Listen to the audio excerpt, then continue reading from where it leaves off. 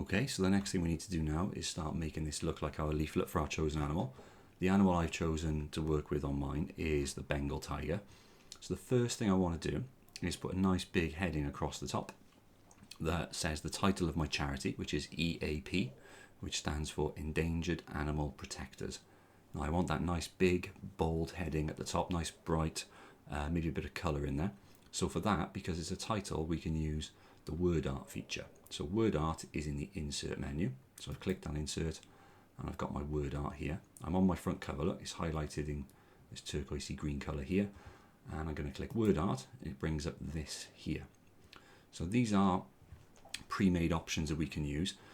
I would advise you to try and stay away from these shaped ones down the bottom. They can be quite hard to read. I'm going to go for just this here because this seems to represent the colours of a tiger quite well. I can customise them a little bit later on if I want to as well. If I click that, it asks me what I want for my heading. So I'm going to start with EAP for Endangered Animal Protectors, and that's going to go at the top. Now I can choose the font that it appears in. There's quite a selection in there. There's quite a lot. I'm going to leave it on Arial for now.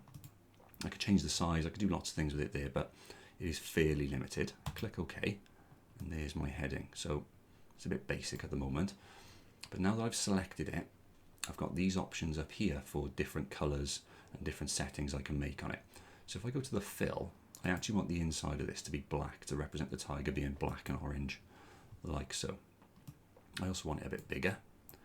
Careful not to squash it too much. That's not too bad, but sometimes I see people do things like this and it looks quite bad. So we want to try and keep it nice and legible. So I've got EAP there.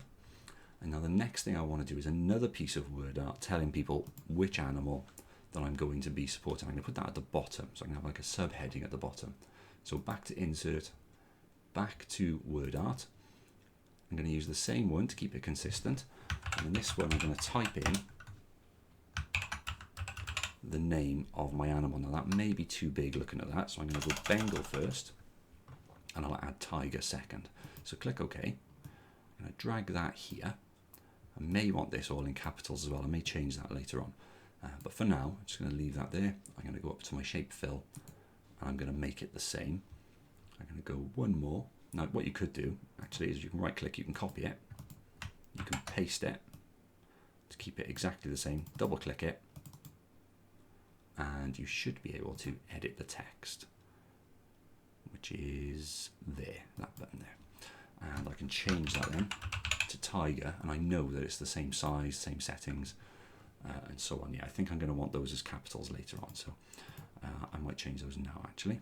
So I'm going to go to edit. I'm just going to put that in all caps because it's my nice big bold heading. I want that a little bit wider as well. Space the letters themselves out a little bit. And do the same here. Little typo. Click OK. Make my text that little bit wider. They're a bit too close together, so I'm going to space them apart.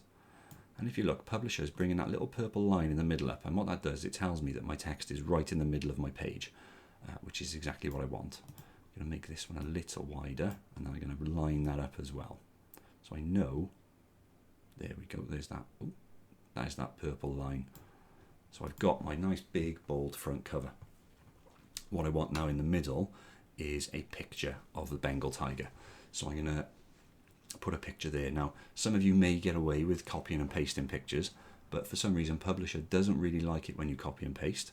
It's better to insert them. So hopefully by this point your teacher would have shown you how to save pictures to your computer. If not, ask them and they'll show you. But once you've got your little collection of pictures, it's very easy to just go up to insert, pictures. So we're going to use this insert menu a lot, and we've used it 3 times already. So we're going to go to pictures. Online pictures may or may not work, so I would stick with just the pictures option.